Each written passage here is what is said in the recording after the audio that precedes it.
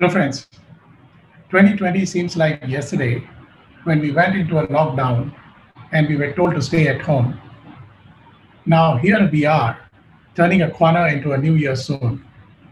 As 2020 closes its chapter, we leave behind a dreadful period which stopped the economic engines of the world. Almost every industry bore the brunt of this crisis, be it construction, manufacturing, SME banking, stock markets, tourism, airlines, services, small businesses, everyone was hit. The World Bank anticipated in June that the global GDP will contract by 5.2% due to the pandemic. And Asian giants like India and China were hit hard, and so were the Asian economies like Malaysian, Thailand, Philippines, and Indonesia. For Singapore, the trickle in tourism and travel, as well as manufacturing, led to a sluggish growth and contraction. But now we have over a dozen vaccines in hand, and humanity is finally moving into the next decade with renewed hope. We need to clean up the residue of aftermath, restructure the functioning parts, and reboot this engine of economic growth. Sitting here in Singapore, we have a 270-degree view of the Asian world. And observing these countries has been very fruitful experience. And I must say that there is hope and excitement as everyone is gearing up for a post-COVID recovery phase.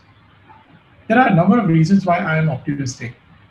First, there are some quick turnarounds taking place in 2021, as have been announced in Singapore by the MAS authority, that Singapore will grow in the range of 6%, India will grow at the range of 9%, and this will all lift the entire Asian economy. The digital India will grow from here at a very rapid rate, and COVID has been a major trigger to increase the digital rate adoption. And now nothing can stop India to cross over to a 5 trillion economy before 2030. The 5G rollout, as recently announced, has by 2022 will add to a highly expanded education, commerce, and business services via the virtual route. This growth will also be fueled by increased role played by the private sector in strategic infra and in the financial sector. With ASEAN Singapore FTAs, supply chain has moved steadily to ASEAN countries. And as a result, this is great news for ASEAN and Japan and various countries nearby. Newer opportunities are emerging for regional economies.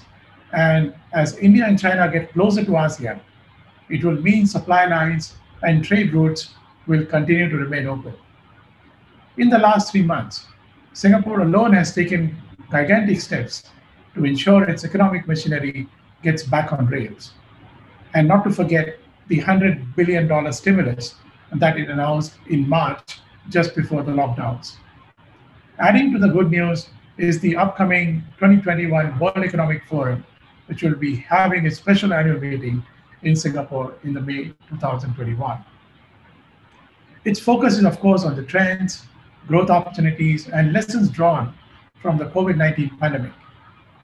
ASEAN, China, India, collectively called the ACI, are the large and dynamic economies that share borders and trade routes since the ancient times. In the next decade, ACI alone will account for over 40% of the world's GDP in terms of purchasing power parity. The size of their combined economy would exceed the combined size of EU and the US economies. ACI's trade, investment, production, and infrastructure are already significantly integrated. Each country in ACI has the opportunity and know-how to emerge as a leader in at least one aspect of their economic growth.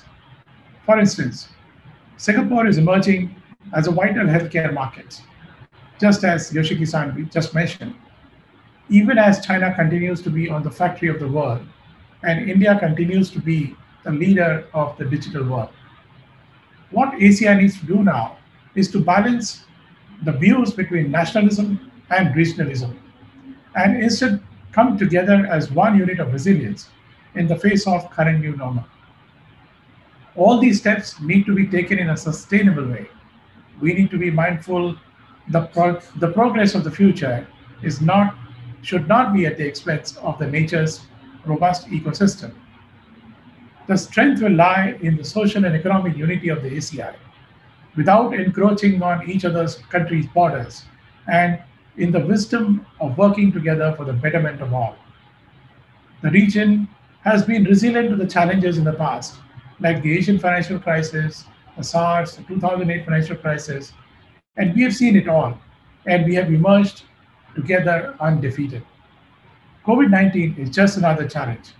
This too will pass, and what comes next is a clear road ahead for massive innovation leading to better lives, prosperity, and greener pastures.